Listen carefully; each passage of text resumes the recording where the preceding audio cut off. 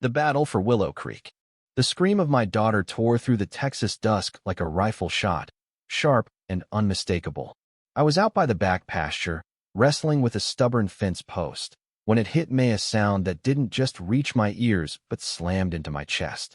I dropped my tools and ran, heart pounding, each step a plea that my girl was safe. I'm Sheriff Tom Harlan, and that day, my world turned upside down when a power-hungry HOA president tried to rip my family apart. What she didn't know was that she'd picked a fight with the wrong man.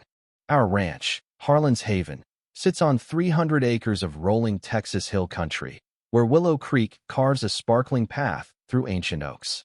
It's been in my family for generations, a place where my wife, Ellen, tends her rose garden, and our 16-year-old daughter, Clara, rides her Palomino, Sunshine, along the creek's banks. We left Dallas a decade ago for this peace, trading city noise for the hum of cicadas and the lowing of our cattle. But trouble has a way of finding you, even in paradise. Enter Patricia Conway, the self-appointed queen of the nearby Sunny Meadows HOA. At 45, Patricia was a whirlwind of clipped hair and sharper grudges, her clipboard a scepter she wielded to terrorize her gated community. Our ranch wasn't part of her domain, but that didn't stop her from eyeing our creek like it was her kingdom. She'd griped about our cattle's smell and the dust from our dirt road before, but I'd always shut her down with a smile and a copy of our deed. This time, she went too far. It started when Clara's scream brought me crashing through the willows. There was Patricia, all 5 feet of her, yanking Sunshine's reins while Clara clung to the saddle, her face pale but defiant. Patricia was shrieking about community water access and waving a new HOA bylaw like it was gospel. Clara's phone lay shattered on the ground. Patricia's handiwork. My blood boiled. "This is our land, Mrs. Conway," Clara said, voice steady despite her fear. "Sunshine and I ride here every day." "Not anymore," Patricia spat. "This creek's HOA property now. I'm calling the cops to haul you off, you little trespasser." She was already dialing 911, smug as a cat with a canary. I stepped from the trees, my sheriff's badge glinting. "No need, Patricia. The law's already here." Her eyes widened, but only for a moment. Patricia wasn't one to back down, even when dead wrong. "Sheriff Harlan, perfect. Arrest this girl for trespassing on HOA land." I ignored her, checking on Clara. "You okay, sweetheart?" She nodded, tears brimming, and slid into my arms. 2 deputies, Jenkins and Carter, pulled up, lights off, having heard Patricia's dispatch call. The air was thick with tension. "Patricia," I said, holding up my worn deed, "Willow Creek's on my land." "Your bylaw's nonsense. HOA rules don't rewrite county records." She scoffed, thrusting her clipboard like a shield. "Old paper. Our new bylaws claim this creek for community use. It's legal." I explained, slow and deliberate, that her bylaw was as binding as a napkin doodle. Her face twisted with rage, maybe at my calm, maybe at the deputy's smirks. Then she snapped. That clipboard swung hard, cracking across my cheek. Pain flared, blood trickled. Clara gasped. Jenkins and Carter's hands went to their belts. Patricia smirked, proud of herself. "Big mistake." "Patricia Conway," I said, voice ice cold, "you're under arrest for assaulting an officer." I cuffed her myself, the metal's click echoing by the creek. Her smirk vanished as I read her rights. Jenkins and Carter loaded her into their cruiser, but her parting glare, your venom, sent a chill down my spine. This wasn't over. Ellen was waiting at the house, her eyes narrowing at my bloodied cheek. "Patricia?" she asked. "Who else?" I said, trying to sound lighter than I felt. Clara was shaken but unharmed, though Sunshine was skittish. I told Ellen it was handled. Patricia was in custody, but that glare haunted me. The Sunny Meadows HOA had sprung up 5 years ago, a cluster of cookie-cutter homes bordering our ranch. At first, they were harmless, fussing over lawn ornaments. But Patricia's rise to power changed everything. Her husband, a quiet man always on business trips, left her free to rule. She tried to fine us for nuisance dust before. I'd laughed it off. Now, her claim on Willow Creek felt different, calculated, personal.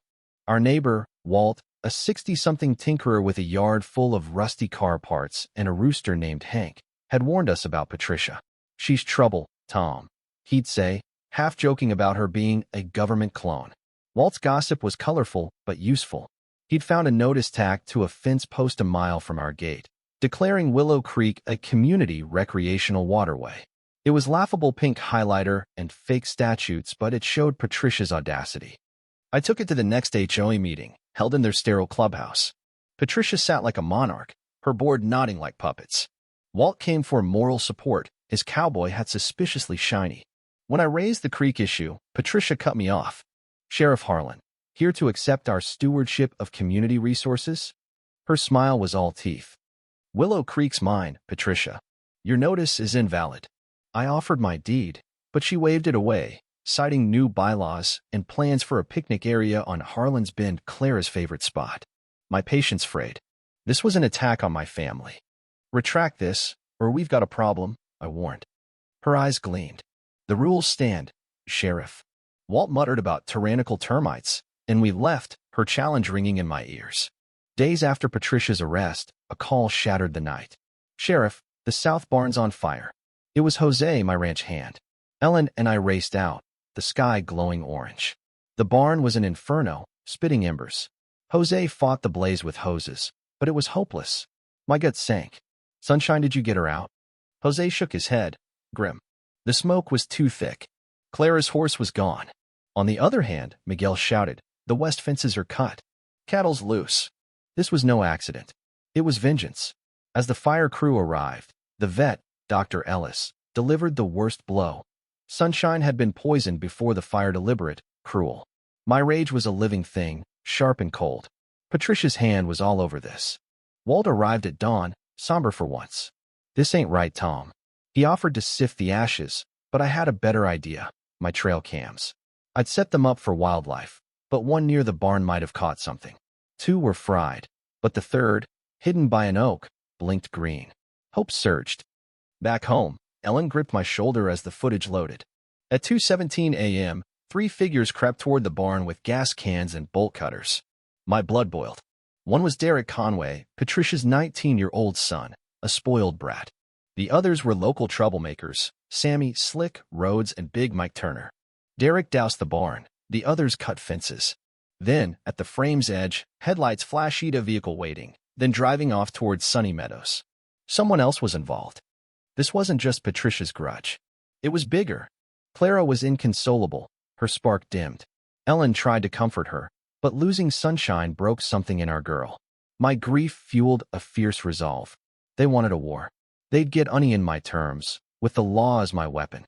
I called Judge Larson, waking him to request warrants for Derek, Sammy, and Mike, plus a search of Derek's home. He promised them by dawn. I rallied Jenkins, Carter, and 2 trusted deputies, keeping the circle tight. Walt showed up with donuts and wild ideas about tactical spud guns. I sent him to watch the ranch, knowing his nosiness might help. At 5 a.m., we hit 3 houses. I led the raid on Patricia's. Derek was awake, shoving a backpack under his bed. "Don't move." I barked. He froze, blubbering, "It wasn't me. Mom made me. She said you needed a lesson." Music to my ears. Then chaos broke out. Sammy Rhodes bolted from his house, crashing through a mesquite thicket. My radio crackled. "He's heading toward your ranch." Panic hit. Clara was home with Ellen, but what if she'd heard the sirens? I sprinted after Sammy, Thor, our K-9, leading the way. We burst from the brush to find Clara, drawn by the commotion, standing near the thicket. Sammy, desperate, charged at her, maybe thinking to use her as a shield. Time slowed. Her terrified eyes met mine. I roared, tackling Sammy like a linebacker, pinning him as Thor barked. Clara was safe. I cuffed Sammy, hands shaking with relief, and hugged my girl tight. With Derek, Sammy, and Mike in custody, the case cracked open. Derek spilled everything. Patricia orchestrated the fire, the fence cutting, even the poison-ordered online for gophers.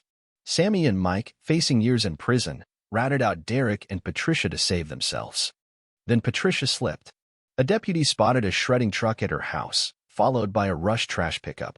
Walt, ever the curbside treasure hunter, dove in and found a manila envelope reeking of Patricia's rose perfume.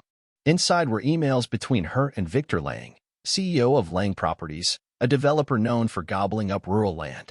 The emails laid it bare. Patricia, as HOA president, promised Lang water rights to Willow Creek for a fat, consulting fee, and a community dock. Lang would fund the HOA and push to rezone our ranch if we resisted.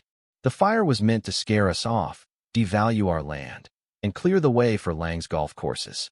Patricia's community water bylaw was a sham to justify their grab. Lang was the mystery driver or his lackey. This was corporate greed, with Patricia as the willing pawn. I met with prosecutor Laura Bennett, a no-nonsense lawyer. "This is dynamite, Tom," she said, eyeing the emails. "Lang's got fancy lawyers, but we've got him." Derek and his pals took plea deals, testifying against Patricia. Lang played innocent, but financial records tied him to a shell company funding Patricia's secret account. Sunny Meadows residents, freed from Patricia's reign, shared stories of her bullying and shady deals, some linked to Lang. The trial was a spectacle. Patricia's haughty mask cracked as Derek, Jose, Dr. Ellis, and even Walt Minus's wilder tales testified. Clara's victim impact statement stole the room. "You didn't just burn a barn," she said, staring at Patricia and Lang. "You tried to steal our peace. But we're still here, stronger." Jurors wiped tears. Patricia sobbed. Lang's jaw tightened.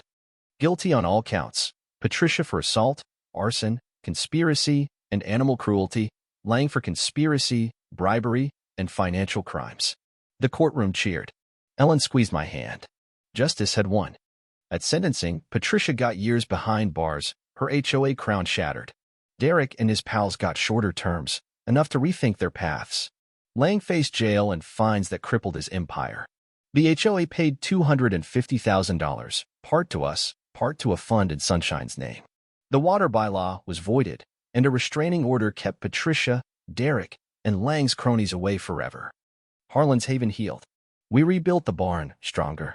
Clara sketched horses by the creek, her smile returning. For her 17th birthday, we gave her a Palomino filly, Hopi a new dawn. Ellen and I grew closer, our love tempered by the fight.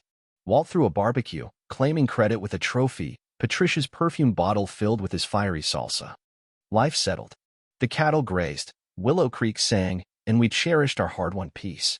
We'd faced evil petty and corporate and beat it, not with fists but with truth and law. That was our victory, sweeter than any Texas rain. What do you think? Have you ever faced injustice or violence that pushed you to your limits? Should Sheriff Harlan have taken matters into his own hands, or was his legal fight the right call? Share your thoughts in the comments. I want to hear your stance on standing up to bullies and seeking justice. Let's get this conversation going.